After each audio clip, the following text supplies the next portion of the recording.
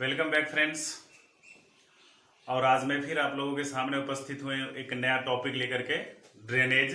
हम लोग ड्रेनेज पे आज सीखेंगे, बहुत कुछ सीखेंगे। और इस वीडियो के लास्ट में मैं 10 ऐसे क्वेश्चन करवाऊंगा जो इसी से संबंधित होगा और परीक्षा में ये काफ़ी उपयोगी साबित हो सकता है।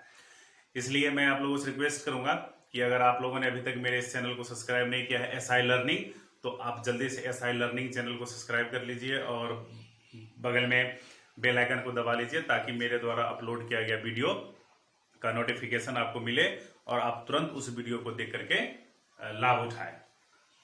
धन्यवाद। तो हम आज जो बात करेंगे वह ड्रेनेज सिस्टम होगा। तो ड्रेनेज सिस्टम जो है आपके, यह एक सोशल साइंस का पार्ट है, क्लास 9th का है।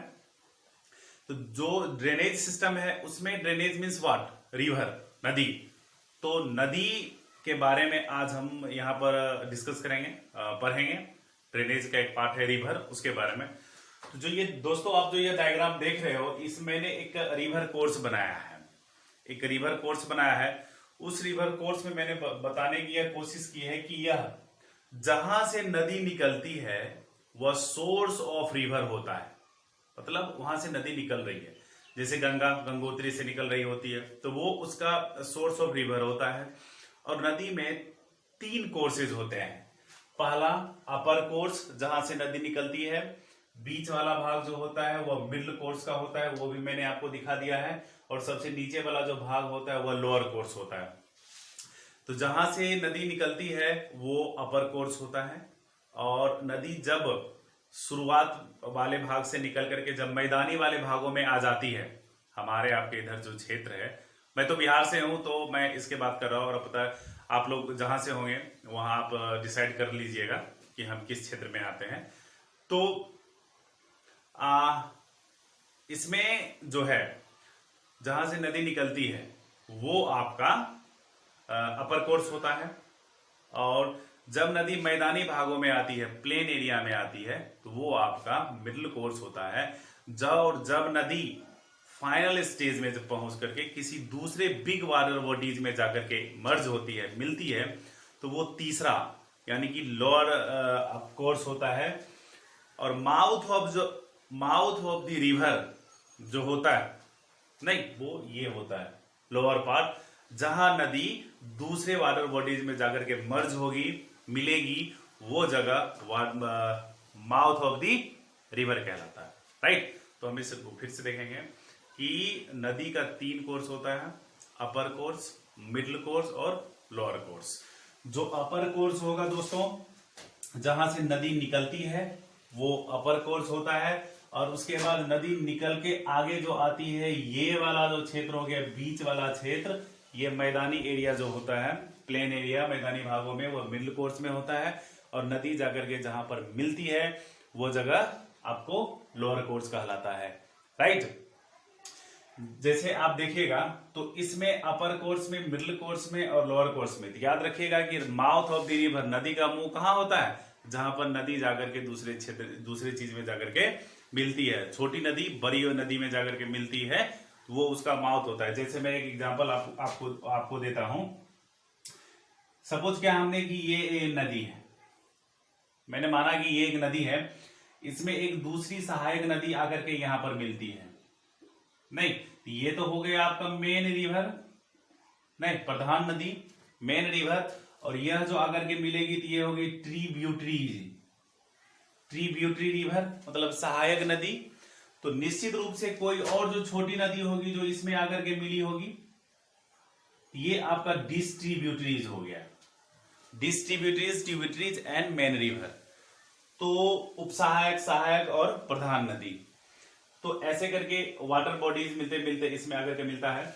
तो इसके लिए माउथ हो गया ये पार्ट, जहां ये नदी अपने से बड़े नदी में मिलती है, तो ये माउथ हो गया। और फिर ये नदी का माउथ ये हो गया, क्यों? क्योंकि ये ट्रिब्यूटरीज रिवर अपने से बड़े रिवर में आकर के यहां मिलती है। ठीक है। और नदी का जो माउथ होता है वहां पर डेल्टा का फॉर्मेशन होता है। डेल्टा जो बनता है वो माउथ ऑफ दी रिवर में ही बनता है। जैसे मैं आपको बता दूं कि ब्रह्मपुत्र नदी और गंगा नदी दोनों जब मिलकर के जाती है जब दोनों मिलती है और आगे की ओर जाती है तो बंगाल की खाड़ी में ये नदी गिरती है और वहां पर एक बहुत बड़े डेल्टा का निर्माण होता है। नहीं, और उस डेल्टा का नाम है सुंदरबन का डेल्टा, और वहां पर बंगाल टाइगर भी पाया जाता है अभी। और उसके बाद सुंदरबन डेल्टा उस जगह को इसलिए कहा जाता है क्योंकि वहां पर एक पेड़ बहुत मात्रा में पाया जाता है और उस पेड़ का नाम सुंदरी पेड़ है। तो इसी सुंदरी पेड़ की प्रचुर मात्रा में उपलब्धता होने के कारण ही उस जगह को सुंदरबन का डेल्टा कहा जाता है। और वह दो नदियों के माउथ यानी कि गंगा नदी और ब्रह्मपुत्र नदी जब जाकर के मिलती है कहा, बे ऑफ बंगाल में, बंगाल की खाड़ी में, तो वहां पर एक बहुत बड़े डेल्टे का निर्माण होता है जो सुंदरबन का डेल्टा है, दलदली क्षेत्र है। तो दोस्तों अपर कोर्स के बारे में हम बात करेंगे तो नदी जो अपर कोर्स में निकलती है तो उस समय the speed of water is very high, पानी का जो स्पीड होता है वह काफी तेज होता है। कहाँ? अपर कोर्स में, जहां से नदी निकलती है। और हाँ, जहां से नदी निकलेगी ना उसकी जो चौड़ाई होती है बड़ी छोटी सी होती है, छोटी चौड़ाई होती है तो पानी बिल्कुल फोर्स में भागता है। और जहां पर मैदानी भाग में आकर के नदी एकदम चौड़ी हो जाती है तो उसकी जो है पानी का रफ्तार धीरे धीरे कम होने लगता है। और फिर जब माउथ के पास जाती है तो वहां भी कम हो जाती है तो पानी का स्पीड हो जाता है। तो याद रखिएगा अपर कोर्स में नदी का जो होता है उसका क्या फंक्शन हो सकता है, वी शेप्ड वैली बनाएगा, घाटी बनाएगा वी शेप्ड का, ऐसे, चूंकि दोनों तरफ माउंटेन है तो पानी ऐसे करके निकलेगा ऐसे, तो ये वी शेप्ड वैली बनाएगा। वाटरफॉल नहीं, falling of water from a great height, काफी ऊंचे स्थान से पानी का नीचे की ओर गिरना, वाटरफॉल, तो वहीं से बनता है।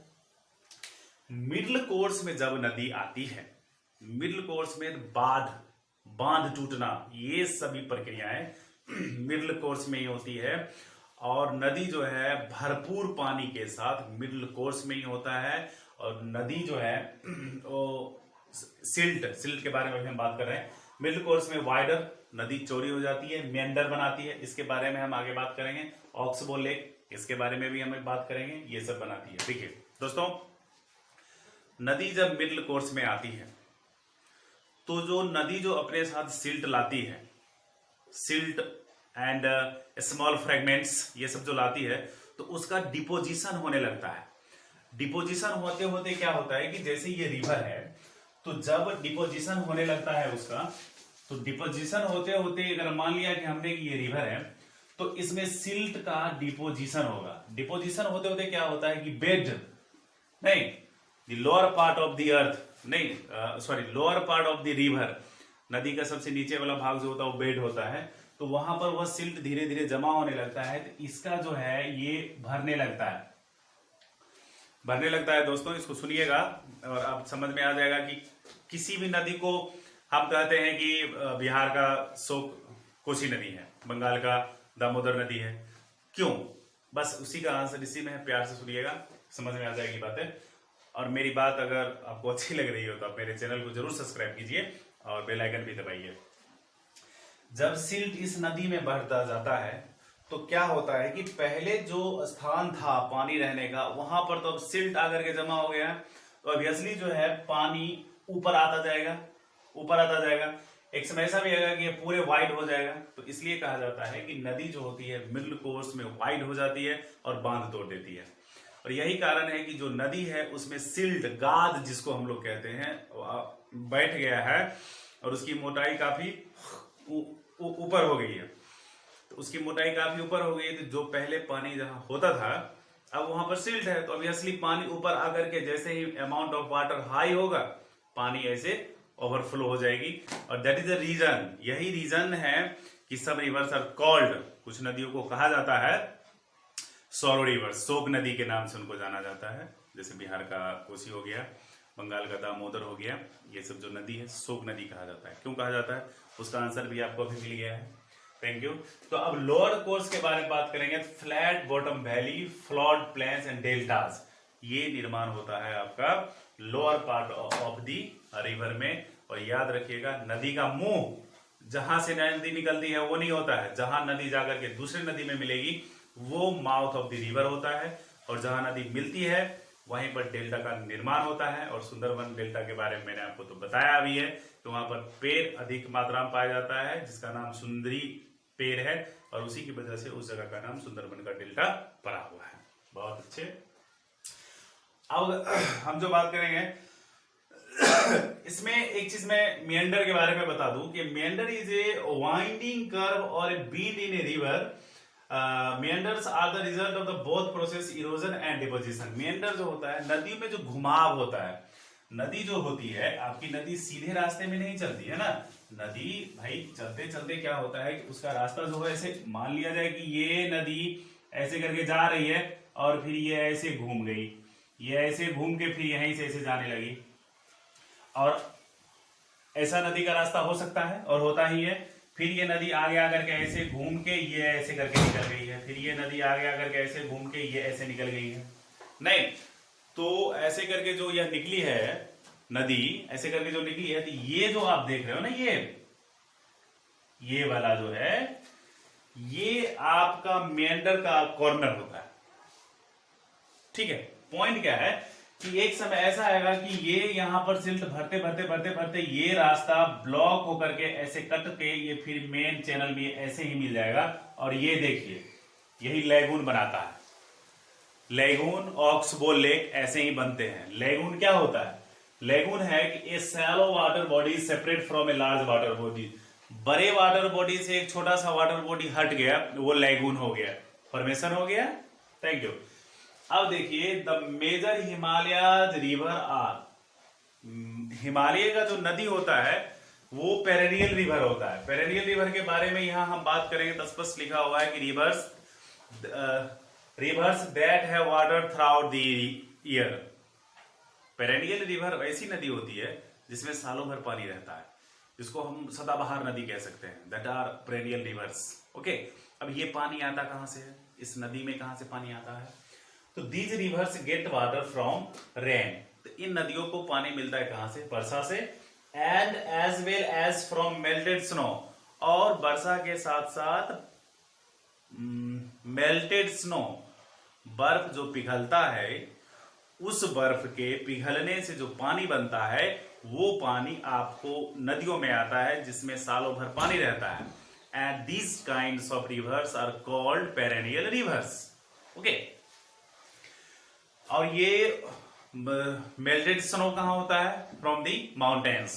तो क्लियरली है कि perennial rivers that have water throughout the year, these rivers gets water from rain as well as from melted snow from the mountains.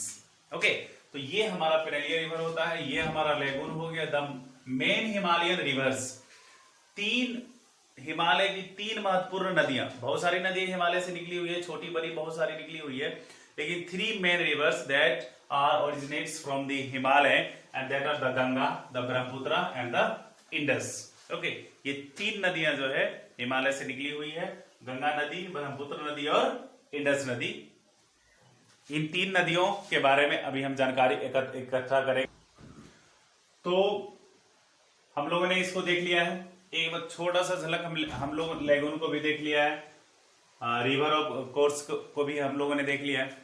अब हम लोग करेंगे इससे रिलेटेड 10 ऐसे महत्वपूर्ण क्वेश्चन जो आपके आने वाले एग्जाम के लिए काफी महत्वपूर्ण होने वाले हैं, तो निश्चित रूप से उसको हम लोग कर। अब ड्रेनेज से रिलेटेड, नदी से रिलेटेड हम लोग अभी 10 क्वेश्चन, महत्वपूर्ण क्वेश्चन करने वाले हैं जो आपके परीक्षा के लिए काफी उपयोगी साबित तो होगा ही, और साथ ही साथ आपने अभी इस क्लास में क्या सीखा है उसका भी थोड़ा सा मूल्यांकन हो जाएगा। तो इसलिए आप इस क्वेश्चन को एकदम बढ़िया से सुने, देखें और इस पे अपना कमेंट भी दें। इसको अपने कॉपी पे लिख लीजिएगा, संभवतः हो सके तो आप स्क्रीनशॉट ले लीजिएगा। तो सबसे पहला क्वेश्चन है, और मैं साथ साथ में इसको एक्सप्लेन भी करूंगा, तो एक दो क्वेश्चन उसमें भी आपको टच में आएंगे, इसलिए आप ध्यान से सुन करके उसका आंसर कीजिए। गंगा और अलकनंदा नदी कहाँ मिलती है? गंगा और अलकनंदा नदी देवप्रयाग में मिलती है, पहला क्वेश्चन। यमुना नदी गंगा नदी में कहाँ मिलती है? यमुना नदी जो है ये भी एक हिमालय से निकलने वाली नदी है, और गंगा नदी भी हिमालयन रीजन की नदी है। तो ये दोनों नदी एक दूसरे के पैरेलल चलती रहती है, कब तक? इलाहाबाद से पहले, और इलाहाबाद में आते ही ये नदी एक दूसरे में मिल जाती है। तो इस प्रकार जो है यमुना नदी गंगा नदी में कहा मिलती है? इलाहाबाद में मिलती है। गंगा और ब्रह्मपुत्र नदी के मुहाने पर कौन सी डेल्टा का निर्माण होता है? इस पे मैंने अभी एक्सप्लेन किया है अच्छे तरीके से। गंगा नदी और ब्रह्मपुत्र नदी गिरती है, दोनों नदी एक साथ मिलकर के गिरती है बंगाल की खाड़ी में, और वहां पर अपने मुहाने पर जिस डेल्टा का निर्माण करती है वो सुंदरबन का डेल्टा है। और सुंदरबन का नाम सुंदरबन इसलिए पड़ा है क्योंकि उस डेल्टा में सुंदरी नामक पेड़ अधिक मात्रा में पाए जाते हैं। तो ये भी हो गया है। अंबाला शहर, अंबाला शहर किन दो नदियों के विभाजन स्थल पर है? तो अंबाला शहर एक तरफ से सिंधु नदी निकल गई है, एक तरफ से गंगा नदी निकल गई है। The Indus river and the Ganga river, ये दोनों वहां से विभाजन होकर के निकली है। उस बीच में जो ये क्षेत्र बना जगह पर है वो अंबाला शहर स्थित है। तो ब्रह्मपुत्र नदी भारत के किस राज्य में प्रवेश करती है? ब्रह्मपुत्र नदी भारत के अरुणाचल प्रदेश में प्रवेश करती है, लेकिन इसका मैक्सिमम फ्लो जो है वो असम में, असम वाले साइड में है। माजुली द्वीप का नाम आप लोगों ने सुना होगा। तो प्रवेश करती है अरुणाचल प्रदेश में, लेकिन मैक्सिमम फ्लो जो है उसका असम में है। उसके बाद ब्रह्मपुत्र नदी को बांग्लादेश में किस नाम से जाना जाता है? तो ब्रह्मपुत्र नदी को बांग्लादेश में पद्मा के नाम से जाना जाता है। तो दोस्तों आप कमेंट बॉक्स में लिखिए गंगा नदी को बांग्लादेश में किस नाम से जाना जाता है। ये आपके लिए है कि बांग्लादेश में गंगा नदी को किस नाम से जाना जाता है, आप हमारे कमेंट बॉक्स में लिखिए। भारत की दूसरी सबसे बड़ी जलप्रपात किस नदी पर है?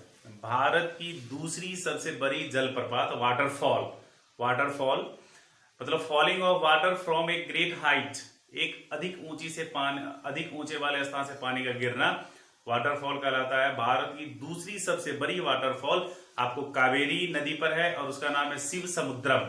मैं नाम यहां पर लिख देता हूं, शिव समुद्रम भारत की दूसरी सबसे बड़ी वाटरफॉल है। तो पहली सबसे बड़ी वाटरफॉल का क्या नाम है और कहां है, ये आपको आंसर करना है हमारे कमेंट बॉक्स में। सांभर झील भारत के किस राज्य में है? सांभर झील भारत के राजस्थान राज्य में है और यह एक साल्ट वाटर लेक है, मतलब इसका पानी नमकीन है और यह एक बहुत बड़ा माध्यम है नमक बनाने का। कहां? राजस्थान में। सांभर झील भारत के राजस्थान राज्य में है और इसका पानी जो है वो साल्टी है, नमकीन है। बारापानी झील किस प्रकार की झील है? किस प्रकार की झील है मतलब ये इसका पानी कैसा है, मीठा है, ताजा है, या खारा है, जो भी हो। तो बारापानी झील जो है एक मीठे ताजे पानी की झील है। पृथ्वी पर उपलब्ध पानी का कितना प्रतिशत भाग नमकीन पानी होता है? इसको मैं जरा बता दूं कि पृथ्वी पर जो पानी उपलब्ध है, पृथ्वी पर जो पानी उपलब्ध है उस 71% का 97% क्या है? नमकीन पानी है। मतलब 3% पानी जो है वह नमकीन नहीं है और उसका इस्तेमाल हम लोग विभिन्न प्रकार के पर्पोज में करते हैं। और उस 3% का पानी हम लोग उसको पी नहीं सकते हैं, उसमें भी बहुत सारी व्यवस्थाएं हैं, उस पर हम लोग अलग बात करेंगे। तो ये इतना आज के लिए बस इतना ही। अगर आप लोगों ने अभी तक मेरे इस चैनल को सब्सक्राइब नहीं किया है तो प्लीज आप मेरे चैनल SI लर्निंग को सब्सक्राइब कीजिए और साथ ही साथ बेल आइकन को भी दबा लीजिए ताकि मेरे द्वारा अपलोड किया गया वीडियो का लेटेस्ट नोटिफिकेशन आपको मिले और आप उससे लाभ उठाए। और हाँ दोस्तों, आपको कोई सुझाव हो तो निश्चित रूप से आप हमारे कमेंट बॉक्स में लिखिए आपको ये वीडियो कैसा लगता है। हमें इंतजार रहता है आप लोगों का। धन्यवाद। Have a good day.